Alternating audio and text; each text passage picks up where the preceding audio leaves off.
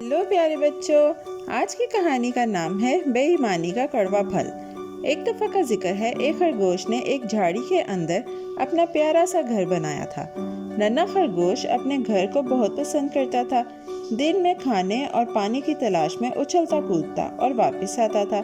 एक दोपहर जब वो खाना जमा करके वापस आया तो ये देखकर हैरान रह गया कि उसके घर के अंदर एक न्योला आराम से बैठा है, जैसे ये घर उसी का हो। खरगोश की आंखें हैरत और गुस्से से फैल गईं। खरगोश आहिस्तगी से न्योले के पास आया और अदब से कहा, भाई न्योला, ये मेरा घर है, तुम इसमें क्यों बैठे हो? बराह करम बाहर आ जाओ, दोपहर हो गई है, मैं थोड़ी देर आराम करूंगा। उसकी आवाज़ नरम थी मगर मजबूत थी, ताकि मामला अच्छे तरीके से हल हो जाए। न्योला ने खरगोश को हकारत से देखा और इनकार कर दिया। न्योला ने तकब्बुर से कहा, मुझे क्यों बाहर निकालना चाहते हो? जाओ, जो चाहो कर लो, मैं हरगिज नहीं निकलूंगा। खरगोश का सब्र खत्म होने लगा। उसने मेहनत से घर बनाया था और अब कोई दूसरा उसमें जबरदस्ती बैठा था। न्योले की जिद सुनकर खरगोश भी गुस्से में आ गया। वो चिल्लाया, ये मेरा घर है, तुम इसमें बिल्कुल नहीं रह सकते। न्योला अकड़ कर बोला, ठीक है, चलो बिल्ली के पास चलते हैं, जो फैसला वो करेगी हम दोनों मान लेंगे। खरगोश ने हिचकिचाते हुए हाँ कर दी, उम्मीद करते हुए कि बिल्ली की अकल से मसला हल हो जाएगा। दोनों खरगोश और न्योला बिल्ली के पास गए और सारी बात तफसील से सुनाई। वो समझे कि बिल्ली इंसाफ से फैसला करेगी। बराह करम हमें बताओ कि हमें क्या करना चाहिए, खरगोश ने कहा।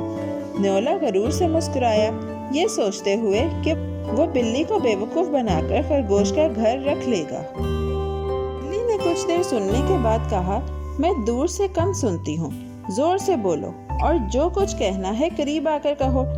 खरगोश और न्योला समझे कि ये आसान बात है और वो बगैर सोचे समझे बिल्ली के करीब आ गए। उन्होंने सोचा कि वो बस सुनकर इंसाफ कर देगी, लेकिन जैसे ही वो करीब पहुंचे, बिल्ली अचानक बिजली की तरह उन पर झपटी। दोनों डर गए और भागने लगे। उनके दिल जोर जोर से धड़कने लगे। खरगोश तेजी से उछला और अपनी फुर्ती से गायब हो गया, खतरे से बच निकला। लेकिन न्योला इतना तेज ना था। दूसरों का घर हथियाने का गरूर उस पर भारी पड़ गया। बिल्ली ने उसे आसानी से पकड़ लिया और अपने पंजों में मजबूती से दबा लिया। न्योला तड़पने और रोने लगा।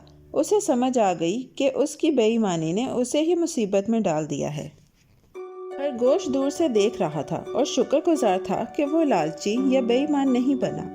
उसे समझ आ गई कि सच्चाई और दूसरों के हक का ख्याल रखने से हिफाजत मिलती है, जबकि गलत काम करने वालों को सख्त नुकसान होता है।